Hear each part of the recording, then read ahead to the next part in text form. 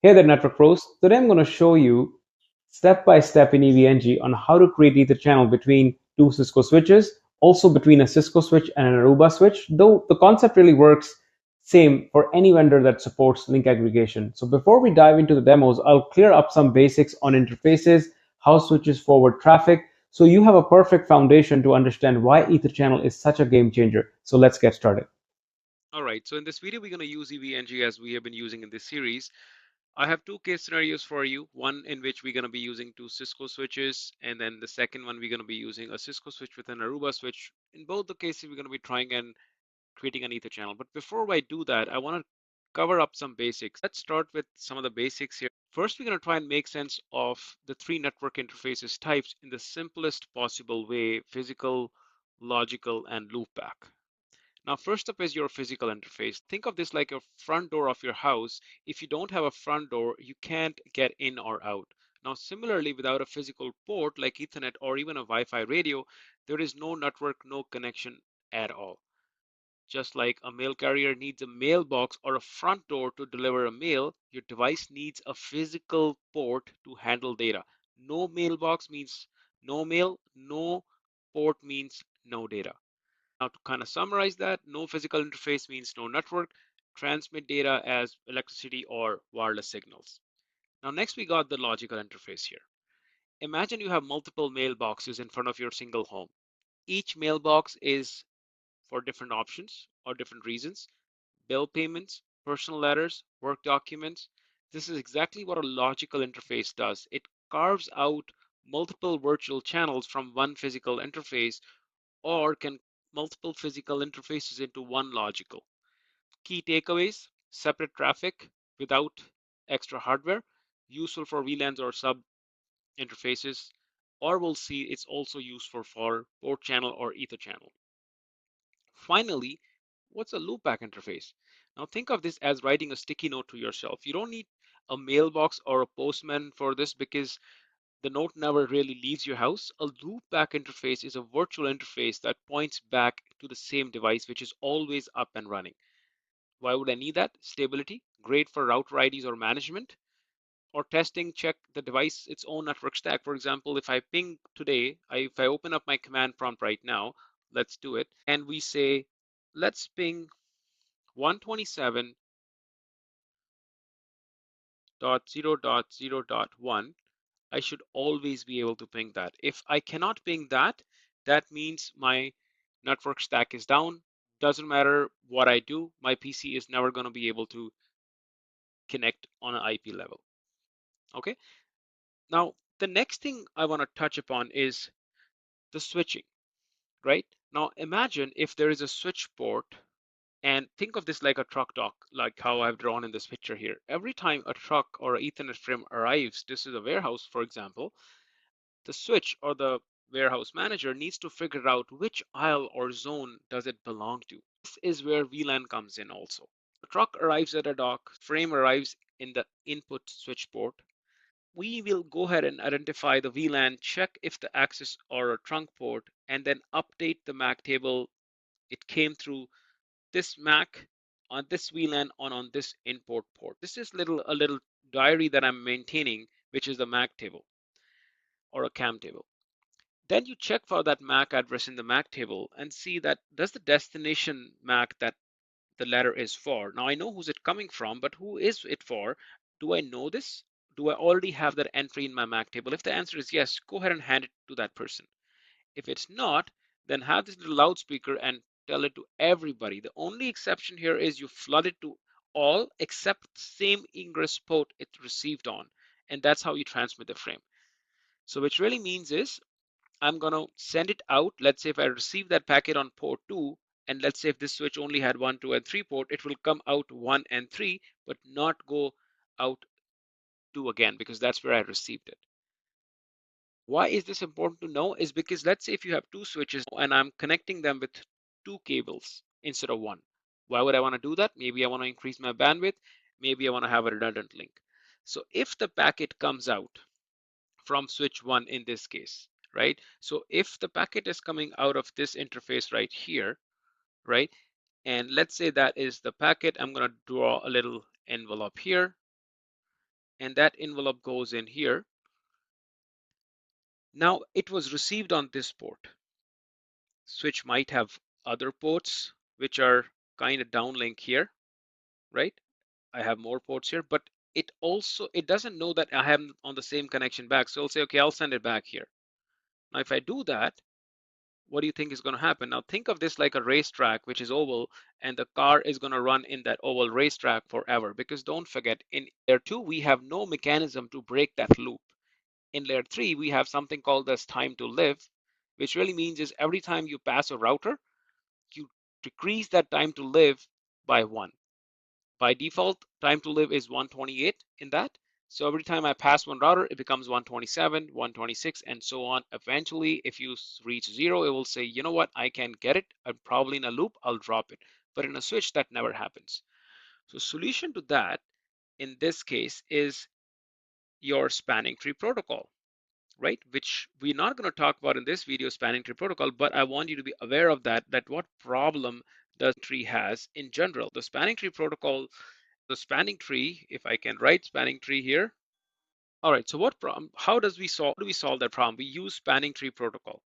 Now, spanning tree protocol, what spanning tree protocol really does is when it notices that I have redundant links, it stops here. It's almost like if there was a car running, as I said, in the loop, it will say this road is not available for you. Now, yes, it saves me from the loop, but it's defeated my purpose. Now, I don't have that. I have the redundant link because if this fails, then I will open this road up for you. But I'm not able to use both at the same time. So bandwidth is something that I'm not getting at. Just want to make sure that you understand these three concepts before we get into our Ether channel discussion. So that takes us to our Ether channel discussion. Let's go ahead and look into those options here. If you are setting up an Ether channel, when you set up an Ether channel, obviously it becomes, you could have multiple interfaces as one. If I go back to my setup here, I can use them as one. What really means is there are two of them, but logically they're going to look as one, right? So since they logically look like one, I could have up to 8 actually. And then this is where I can load balance. I can try to use something called the hashing, which means I could maybe use round robin saying, okay, send one here. One thing to remember is depending on if when you're sending traffic between the two devices like this, there is something concept called as flow based versus packet based. Now, most cases, most vendors will support flow based, which means if you're connecting a PC to a server and it's going through an Ether channel, and let's say there were links of 10 gig, 10 gig, 10 gig, 10 gig, 4 links, you have total of 40, but since it's one session, one flow, maximum I can get out of that link is still going to be only 10 gigs. So important concept to remember and understand. Okay, now if I want to create Ether channel, what options do I have? There are a lot of words that will be used for Ether channel. The most common one would be lag, right? Which is link aggregation, LAG. And then there are certain protocols that help us make sure that channel happens automatically. I don't have to manually do it. Yes, I can do it manually, but what if one of the links fails? Then are you going to readjust? If I had a bundle of 4, one of the links fails, are you going to readjust, or are you just going to have that interface go down? That's where these two protocols comes in. Now, if you look at PAgP, this was a Cisco protocol, and they had a few modes. It had auto, desirable, and on. Why do I have this little chart for you is if one of them is set to auto and the other is also other port is, so one switch side is on auto, the other one is set on auto, it will not form a channel. If one is set on auto, other is on desirable, yes, it will form. If one is on auto, other one is on, again, it will not fall. So these are just giving you different combinations for PAgP, that how can I make sure that what kind of combinations do I have? Auto really means is I'm going to be passively waiting for the other side to connect to me. On really means is no protocol is really being used. Desirable means I'm actively trying to make port channel. That's Cisco terminology. Now, similarly, then this industry came up with LACP, which is for all the other vendors, which is, I would suggest use this because A is you could use a Cisco switch with a different vendor, Juniper. You can use a Cisco switch with Aruba, in which what we're going to do in this lab here. In this, we have similar. We have active and passive, which is kind of self-explanatory what those really mean. On means the protocol is not used. Auto active means I am going to be actively trying to negotiate. Passive means I'm going to passively wait if somebody initiates that. So same thing, one side if you have passive, other side if it is passive also, it will not create anything. If the other side is active, then yes, I will create similarly. So this is telling you what's on the one switch, this is what's on the second switch, and then these are the combinations of is it going to create a port channel or not. Now, few things that I mentioned here is what kind of requirements do I have? You need to make sure that the duplex mode is same, right? It has to be full duplex. It cannot be that one is full duplex and other one is half duplex. It won't come up. The port speeds have to match. The VLANs on the both sides have to match as well. And you have to make sure that you choose the right modes, the ones that I just explained to you.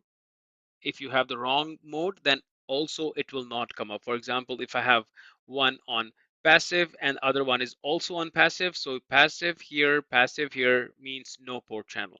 Similarly, if you have desirable here and you have an on here, it will be not possible. But if you have desirable one side, desirable on the other side, yes, the port channel will come up. Okay, now let's get into our configuration.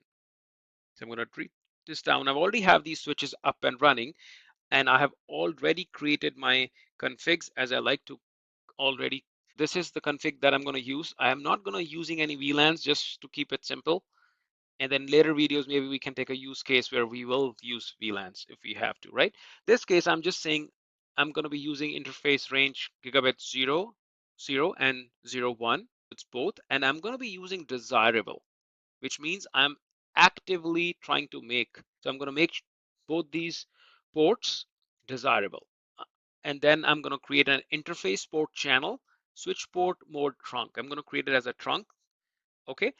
And this is going to create a logical interface. These are my physical interfaces. I'm taking both of these and I'm going to combine them into one logical interface now. Switch to exactly the same config. I'm making sure that now this is set up as auto. I purposely set that as auto to see what happens on the other side. If you look at my diagram here, what I'm saying is one side is desirable, right? Other side is auto, which means yes, I will be able to create a port channel in this case.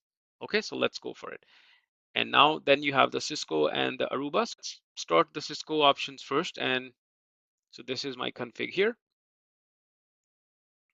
Let's go back to switch one. We're going to open up Secure CRTC. This gives me everything in one tab. And if you have not watched the last video, that is how I show you how to get that up and running. So you enable that config T, and I go ahead and paste that config right here.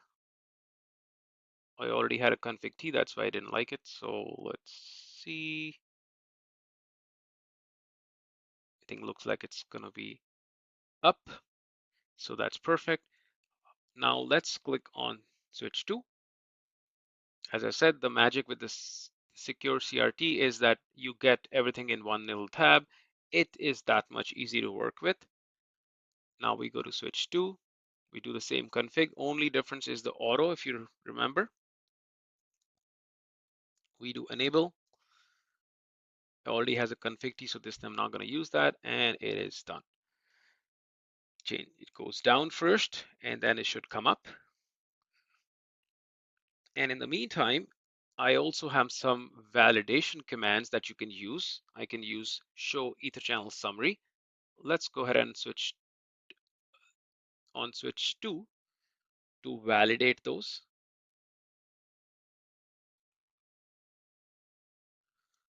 Okay.